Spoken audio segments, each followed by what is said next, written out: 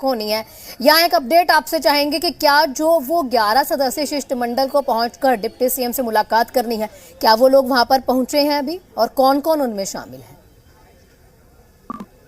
देखिए, ये तमाम लोग अभी बैठक में थे और वहां से निकलकर बीजेपी कार्यालय पहुंचे हैं। हम सीधे तौर पे जान लेते हैं बैठक में जो 11 सदस्यीय प्रतिनिधि मंडल होंगे उनमें कौन कौन से लोग शामिल होंगे। उसमें हमारे संयोजक हैं प्रदीप कुमार पप्पू जी, आनंद कौशल सिंह, जो अध्यक्ष मंडली के सदस्य हैं केशव कुमार।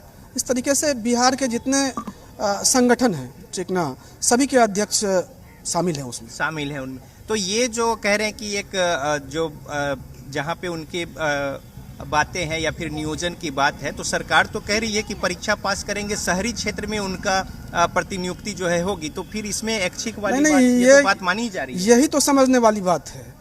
जो प्रोविजन सक्षमता परीक्षा में लाया गया है उसमें 3 जिला का विकल्प मांगा जा रहा है।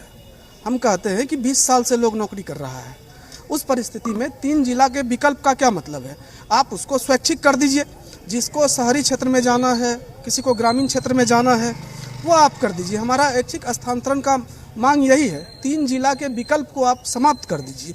लोग इतना 15 साल 20 साल से कुछ कहना चाह रहे हैं। हाँ, मैं ये कहना चाहता हूँ सर कि ये परीक्षा के बाद जो उनका नियुक्ति होगा वो न्यू नियुक्ति होगा। एनपीएस का लाभ जो मिलेगा वो न्यू नियुक्ति होगा। उनका जिस तिथि से विद्यालय में होगा उनका उस तिथि से एनपीएस का लाभ। तो मेरा पुराना 15 साल 8 साल 9 साल 10 साल वो सेवा मेरा कहाँ जाएगा?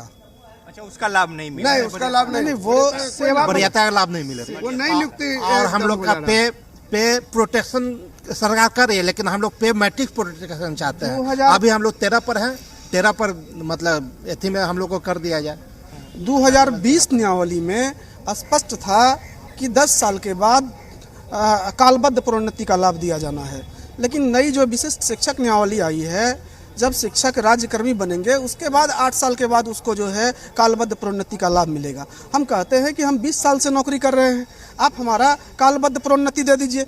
20 साल से 10 साल पर होता है। दो मामला सिर्फ परीक्षा भर का नहीं है। नहीं, परीक्षा से कोई शिक्षक डर नहीं रहे हैं।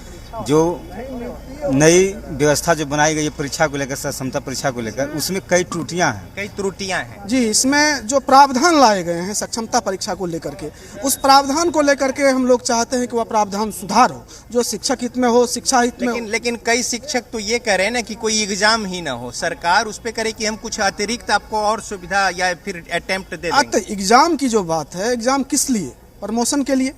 एग्जाम प्रमोशन के लिए होता है कि टीचर को प्राइमरी के टीचर को आप हाई स्कूल में दे दीजिएगा, उसको बीओ बना दीजिएगा।